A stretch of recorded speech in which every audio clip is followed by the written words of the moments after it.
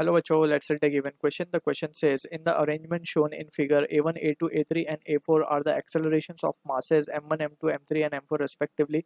Which of the following relation is true for this arrangement? Option A given a 4A1 plus 2A2 plus A3 plus A4 equals to 0. Option B given a A1 plus 4A2 plus 3A3 plus A4 equals to 0. Option C given a A1 plus 4A2 plus 3A3 plus 2A4 equals to 0. Option D given है 2A1 plus 2A2 plus 3A3 plus A4 equals to 0. So यहाँ पे we will be using the concept of string constraint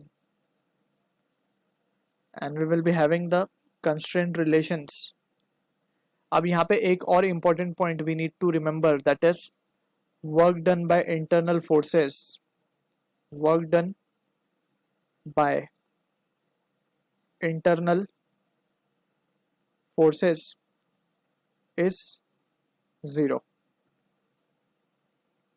Or total work done by internal forces is 0, we can write. So this statement is quite important that we have already studied, that is summation of internal force की जब हम बात करते हैं, so tension जो strings में आती है, that is an internal force, so we can write T bar dot A bar will be equals to 0. So basically work done से हम उसको differentiate करके we can calculate work done basically T into X होगा. T into X को differentiate करेंगे, T into V मिलेगा, और एक बार differentiate करेंगे T into A. We have already studied, so ये expression just हमें याद रखना है. And now in the given question we are supposing the pulleys to be massless. So pulley अगर massless होगी तो यहाँ पे हम देख सकते हैं कि let's suppose अगर ये tension यहाँ पे T मान लें हम, same string है तो यहाँ भी tension T हो जाएगी. Since pulley is massless so we can say कि यहाँ पे ये 2T हो जाएगा. क्यों massless बोल रहे हैं? Because we know कि F net equals to ma. ठीक है, तो F net will be m, क्योंकि mass 0 है पुली का, तो F net will be equals to 0, यानी कि 2T must be balancing this two tension, so इसीलिए 2T हो जाएगा. अब ये भी स्ट्रिंग सेम है तो ये भी 2T हो जाएगा. सो यहाँ पे सिमिलरली पुली मासलेस है तो ये 4T हो जाएगा, एंड यहाँ पे tension will be 4T again. ठीक है, अब टेंशन मिल गया हमें. अब एक्सेलरेशन की बात कर लेते हैं. हमें डायरेक्शन का कुछ पता नहीं, एक्सेलरेशन कौन सी ब्लॉक कहाँ जा रहा है, हम सबको नीचे मान लेते हैं. लेट्स से ये A4 से नीचे जा रहा है, ये A3 से नीचे जा रहा है, ये A2 से नीचे जा रहा है, and this is going with acceleration A1 in the downward direction. ये सारी वैल्यूज हमने लिख दी यहाँ पे. अब हम सिंपली स्ट्रिंग कंस्ट्रेंट लगा देंगे जो फॉर्मूला है हमारा.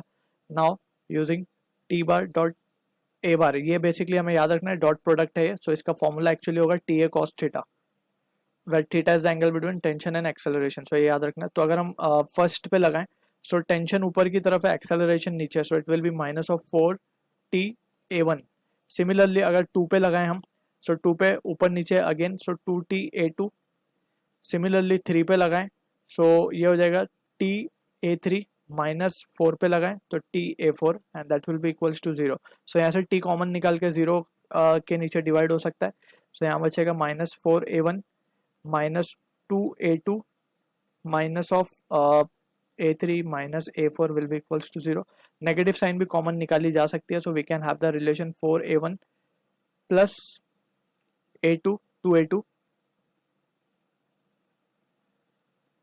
plus A3 plus A4, and that is equals to 0. So this is the relation we are getting.